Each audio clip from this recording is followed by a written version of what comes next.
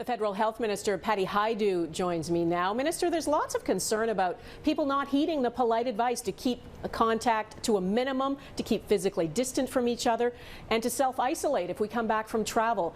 Isn't it time to get much tougher?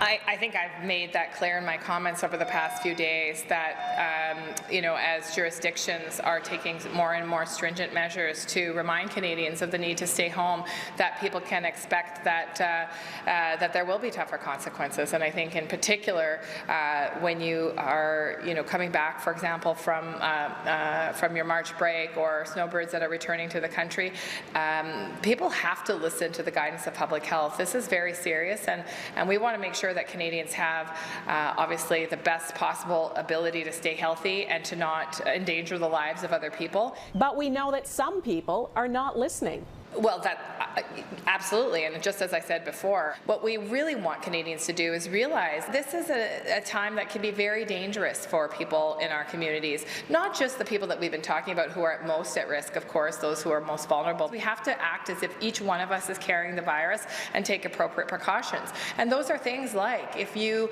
are sick, that you are not going outside of your house, that you are not stopping outside to visit your neighbors, on your way home. This is a serious public health emergency, not just in Canada, but all around the world. China started lockdowns at 30 deaths. Italy started lockdowns at 800 deaths.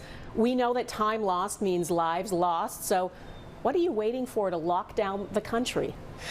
We have various forms of lockdowns, quite frankly. We have the closure of pubs and restaurants and retail stores, non-essential services in various different parts of the country. We have, at the local level, even more severe restrictions. We have a number of measures that are happening at the federal level around the transportation, for example. These are forms of lockdowns. In fact, the fact that we have no international travel pretty much anywhere around the globe, one could say, is a travel lockdown. So I think we have to be careful about what we're talking about. But what we could see, happening is that with the epidemiology of this disease, if we have specific outbreaks in parts of the country, more stringent measures to make sure that we don't see a wider spread of the illness throughout the country. Your own estimate is that 30 to 70% of Canadians will get this virus, and that 5% will need ventilators. If you take the low end of that, that means about 11 million Canadians will get the virus and about 500,000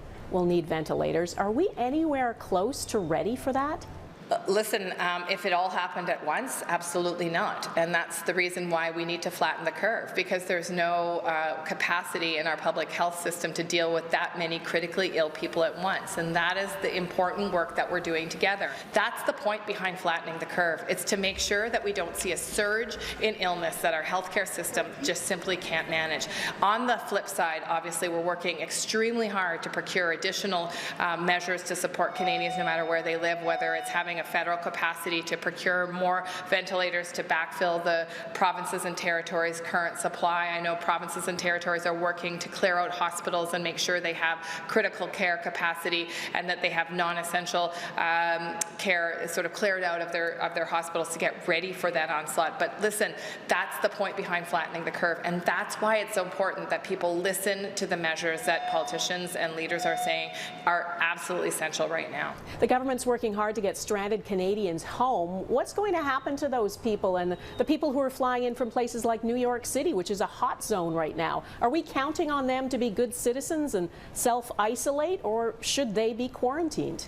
I certainly do have the powers within the Quarantine Act to take stronger measures, and we're considering all measures right now in terms of returning passengers. In the interim, I would advise all Canadians strongly that they must stay at home when they are returning from international travels, and that obviously if they are feeling ill, they need to present themselves to public health and call ahead.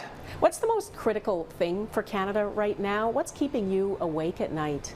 Well, I think it's both those questions. One is, how do we protect lives and keep Canadians as healthy as possible in this extremely difficult and dangerous time in terms of this pandemic? And the second question that keeps me awake is, how do we get out of this? And so I can tell you that we're working on both of those questions, as I said, flat out. And I want to thank all the civil servants who are literally working around the clock on many, many aspects of this. I know no matter which department you're talking about, there are people working to solve for all of the many problems that interconnect with a global pandemic of this size.